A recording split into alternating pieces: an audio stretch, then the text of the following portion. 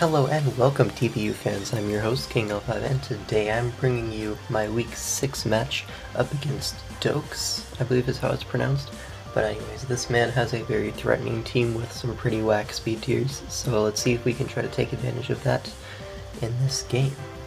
So I'm just going to do a quick team builder and then the game. It already happened and I know the results, but I'm going to try my best not to spoil it for you guys. But yeah, let's look at this matchup. So he has Tapu Koko, which is a huge threat to my team. The only resemblance of an electric immunity I have is Rotom, which 4 times resists, but that's not stopping a Volt Switch, so I definitely see a Volt Switch Tapu Koko coming. So that's going to be one of the biggest threats that I'm thinking about when team building here, and basically I have a designated counter in Rotom here. But yeah, let's get to the first Pokemon, which is going to be Volcarona with the Leftovers, very defensive set. I've been liking Fat Volcarona recently. Roost Quiver Dance, Fiery Dance, and Hidden Power Ground hits his entire team. Very nice coverage. 108 speed allows me to outspeed a Tapu Koko at +1. 4 special attack, Modest, allows me to OHKO Zero Bulk Chandelure at +2. It does 100.7 minimum, so that's really nice. And yeah, just generally a nice win con. This thing beats Ditto, unless Ditto gets a boost on every single Fiery Dance, which isn't likely to happen. But yeah, this thing is a really nice, potent offensive threat, and something he really has to play around carefully. Next up is going to be my Tapu Fini, because, you know, when you run Volcarona you definitely need some defog, or at least Rapid Spin, something along those lines, and Tapu Fini is going to be my defogger this week, rocking me 3 attacks offensive Tapu Fini, because outside of Tapu Koko, his speed tier drops all the way down to 80, so this thing outspeeds the majority of his team. The only thing it doesn't outspeed is Koko. And these 3 moves hit his entire team very hard. His counters are AV Muck and Specially Defensive Amoonguss. Outside of that, everything gets blown back, so that's really nice. This thing's typing allows it to take lots of hits. Even though I'm not defensively invested, it can still switch in on quite a few things. And yeah, just a nice offensive threat to break down, I guess kind of pressure the AV Muck and get that weakened for my Volcarona, for my Heatran, for my Gengar. All 3 of these Pokemon are very good threats to him if I can weaken the Muck. But yeah, so that is going to be my Tapu Fini this week, kind of straightforward. Next up is my Gengar. Now this, once again, his speed tiers drop all the way down to 80, so I'm just speed creeping those. Max Special Attack Modest because I can. Focus Sash allows me to take a hit from Muck and I can counter back, so that's really nice. Shadow Ball, Sludge Bomb, Energy Ball being my coverage moves of choice, as the only thing these 3 moves don't hit is Muck, which I'll be hitting counter versus anyways. Sludge Bomb, unfortunately I can't run Sludge Wave because that is incompatible with counter, but Sludge Bomb will do the job, so it's only 5 base power weaker, so not too big of a deal, and if I get a potential poison, that's nice. Yeah, just Sash counter, nice lure. Can also deal with the Mamoswine if I still have my Focus Sash intact, although I have Energy Ball for that thing anyways. Yeah, just kind of rambling at this point about Gengar. It's a nice Pokemon. Moving on to my designated Tapu Koko switch-in, which is going to be my Rotom Mow, being the 4 times resist to electric. And Tapu Koko, when he's not going for an electric type attack, is actually quite weak. So yeah, Leftovers because AV limits the moves I can go for. I really wanted Pain Split and Will-O-Wisp this week. And then my 2 stabs. I have enough speed to once again outspeed everything besides Koko, and max HP and some special attack to hit a little bit harder. Yeah, pretty simple set, pretty self-explanatory. He doesn't have the best Volt Switch switch-ins besides Amoonguss, which can easily be taken advantage of by my Volcarona if I already have a Sleep Fodder, or my Heatran to just outright KO it. And yeah, pretty nice momentum grabber versus the Tapu Koko. And I can get nice chip damage with the Volt Switch, because when Tapu Koko comes in, and that's the only thing I'm going to be switching this on, because I don't want it to get weakened by anything else, because otherwise I literally get 6-0'd by Tapu Koko. So when I switch it in, it'll be it'll activate the electric terrain, so Volt Switch will be hitting pretty hard. So moving on, I have Salamence.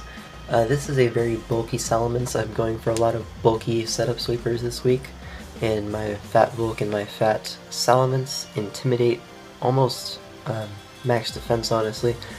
Well, I have the speed boosting nature, but it is a lot of defense investment. Speed is so I outspeed the majority of his team unboosted. What this defense allows me to do is take on a Ditto even if I Dragon Dance 3 times. So if I Dragon Dance 3 times, I can still take on Ditto. So that's really nice. And yeah. Not really too much else to say. Earthquake Fly hits his entire team, even though I don't have the Flyinium Z. Fly is still a nice move. Yachi Bear is so I don't get revenged by the Mamoswine's Ice Shard. It only does 56% to me on average, so that's pretty nice. Dragon Dance is very nice as setup. Obviously, Roost for longevity. I can set up quite easily on things like Golisopod and a Intimidated Diggersby, for example. Or even a Fire-locked Chandelure I can set up on. So this thing is not hurting on setup opportunities this week, so that's pretty nice. Moving on to my last Pokemon, which is going to be Balloon Tran once again. I've been using Balloon Tran way too much recently, but that's okay because it's still a really good set. Giving me the ground immunity first turn is amazing versus threats like Diggersby, Mamoswine, a potential HP ground Koko, although I think Thunderbolt still does about the same amount of damage. But yeah, this balloon allows me to just...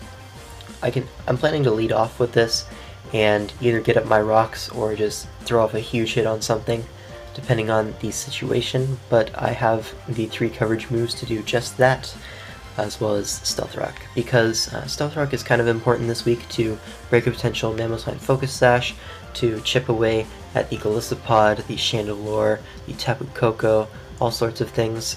Tapu Koko, if it's going for Volt Switch over and over again, I really want my rocks up to kind of hinder that thing taking damage every time it comes in. But yeah, Earth Power, Fire Blast, Flash Cannon.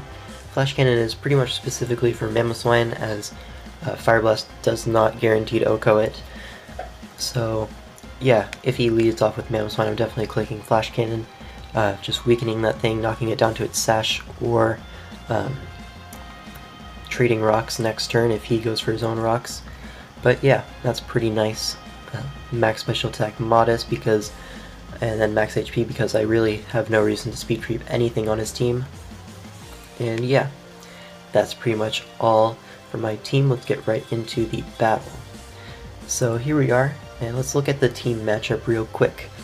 So he decided to bring Golisopod, Mamoswine, the Alolan Muck, Tapu Koko, obviously, Diggersby, and Chandelure. So looking at it, Tapu Koko is definitely going to be one of the biggest threats. Diggersby I don't have the best switch-ins to, now that Gengar does not have Levitate.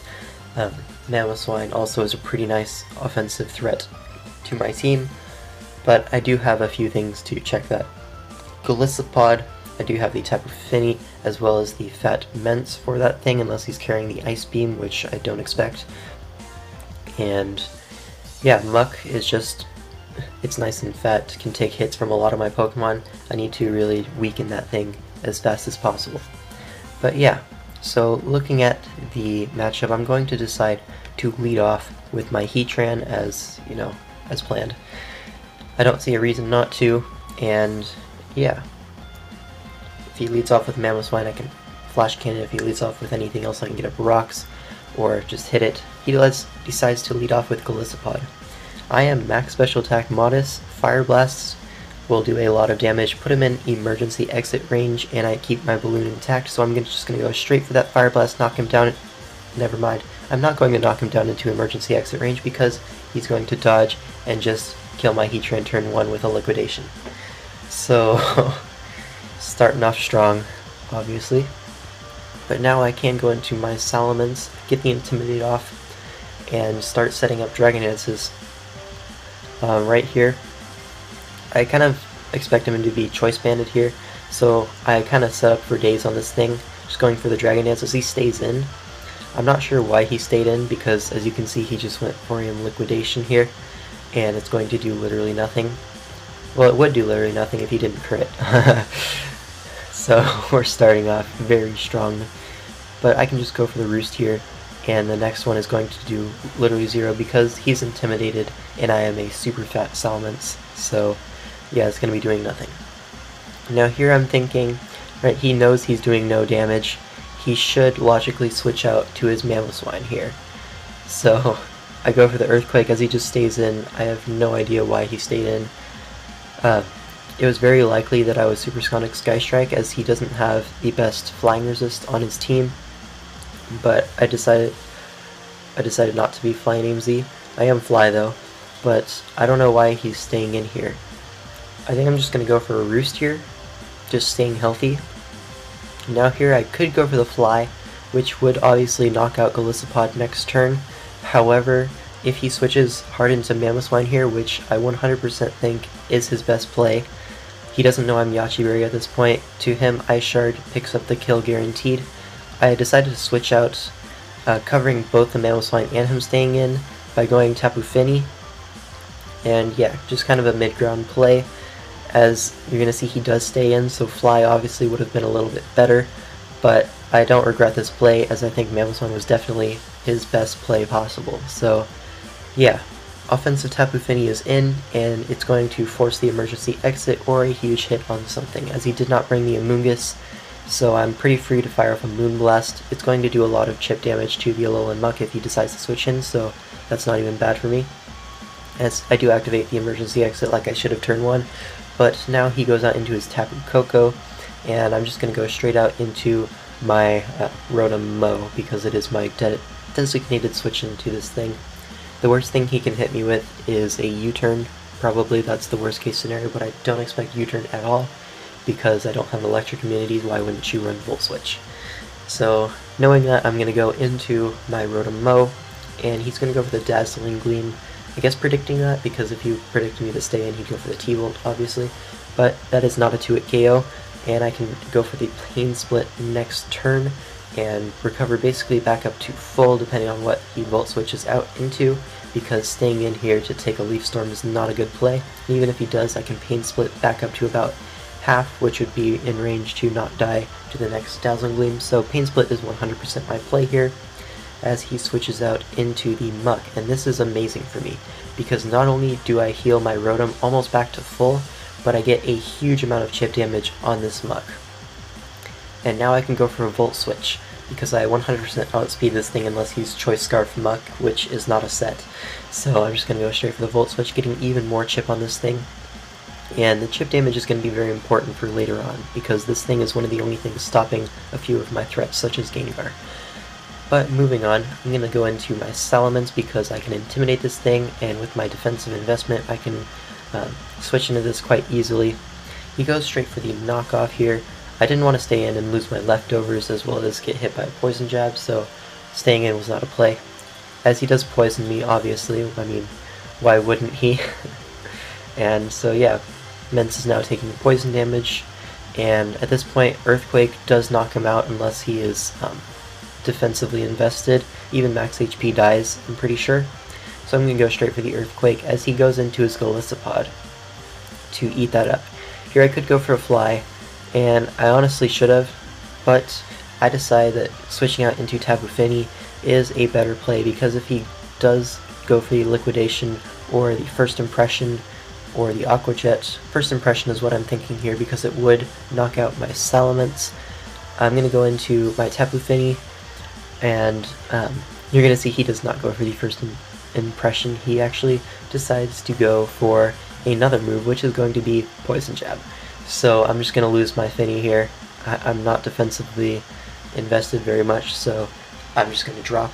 That's kind of unfortunate because I really wanted Tapu Fini. But now I have the free switch in my Volcarona. The Misty Terrain is up, so I can't get poisoned by Poison Jab. I know 100% he is Choice Banded at this point, so he can't go for a Water move to kill me, and I'm just going to start boosting up because Volcarona is a huge threat. He goes for Poison Jab. This is not going to be a 2-hit KO thanks to my defensive investment. And yeah, after leftovers, he is not able to knock me out with any hits. However, I don't want to stay in and just risk a crit or anything because the way this game's been going, that's a very real possibility. So I go for the Fiery Dance, kind of hoping for a special attack boost because that would be really nice right now, but of course we don't get it. So that's kind of unfortunate, but we do have one kill with our Volcarona, and it's still at a very reasonable amount of health. Now he goes out into his Chandelure, and this is completely fine because if he specs, I can Quiver Dance again, get +2 before he's able to hit me, and if he's Scarf, he hits me, and then I go for Quiver Dance and I outspeed him next turn. So the only thing to fear in this situation would be a Scarf Trick, which I wasn't really expecting at this point. So I'm just going to Quiver Dance again, get the +2, and now I definitely outspeed this thing, and I can go for a Roost, and at this range, even a crit after a Roost won't kill me. He needs back-to-back crits to knock me out, so this is a pretty nice situation for me, as I can just set up to the moon versus this thing basically, as it is locked into Flamethrower, which can't even kill with a crit. So yeah, basically set up fodder here. I'm just going to Quiver Dance again. I believe I go for another Roost here to put me outside of crit range, because, you know, I don't want to get crit at all. I don't want to risk it if I don't have to. The Misty Terrain does wear off here, so a Muck with Shadow Sneak could definitely poison me, which is unfortunate, but that's pretty much the only status that I really have to worry about at this point. As yeah, I can't get burned by Flamethrower, obviously, because I'm a fire type. But yeah, I'm just going to go for another Quiver Dance here because I am 100% out of range of a crit, even if he is max special attack. I know he's Timid Scarf, because if he was Modest Scarf, I would have outsped him, gone for the Quiver Dance a few turns earlier, so I know he's Timid Max. But now he goes out into his Muck on my Quiver Dance, and +3 Fiery Dance versus max special attack Assault, not max special attack, what am I talking about? +3 Fire Dance versus max HP Assault Vest Muck is a roll in my favor at this point, so I'm just going to go straight for it. The only way he kills me is if he has Rock Slide, and this does 50% point something minimum up to 60%, so he is going to just drop to that thing. Do I get the boost? Obviously not. Fire Dance is a really good move, obviously.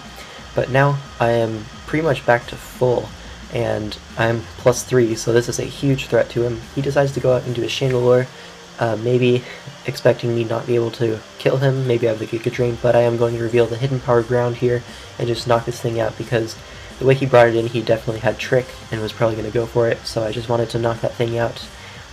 And now I just basically get free leftovers and a free KO, so that's really nice. Now he's going to go out into his Mamoswine, which, by the way, he brought it in, is obviously Focus Sash, and if it isn't, I straight up win with Volcarona. So I'm going to go for the Fiery Dance, and that's going to knock him down to his Sash as he retaliates with an Earthquake, but because of my defensive investment, it's only going to do about half, and I'm getting a little bit ahead of myself, sorry about that, just going to wait for this to catch up to my narration, but Earthquake is only going to do about half. Now here, I contemplated going for the Roost here, just predicting the Ice Shard, because if he goes for the Ice Shard on my Roost here, trying to get a little bit more chip, then I literally just win with this thing. But I decided to just go for the Fiery Dance here, as he doesn't go for the Ice Shard.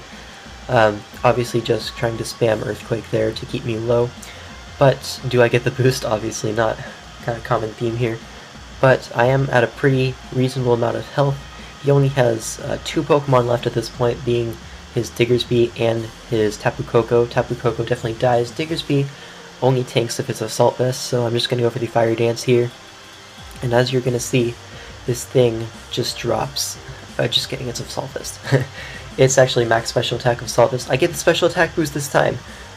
Finally, but I just died to an Earthquake, so yeah. This thing being Assault Vest is the only thing that could have saved him from the 6-0 from Volk. Well, Volk getting 6 kills, but unfortunately he had it.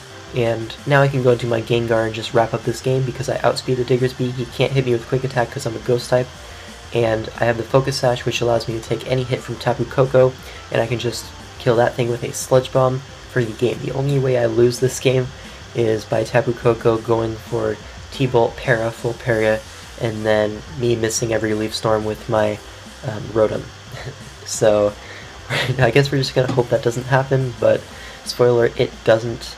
I'm able to knock him out with this Sludge Bomb here, take the Thunderbolt with the Focus Sash, and that is going to be the 3-0 victory versus Dokes for my Week 6 TBU match. So we are now 3-3 with a +3 differential, and playoffs chances are looking quite slim at this point, because the divisions are the top 3 move on to playoffs, and the top 3 in my division all only have 1 loss at this point, I believe.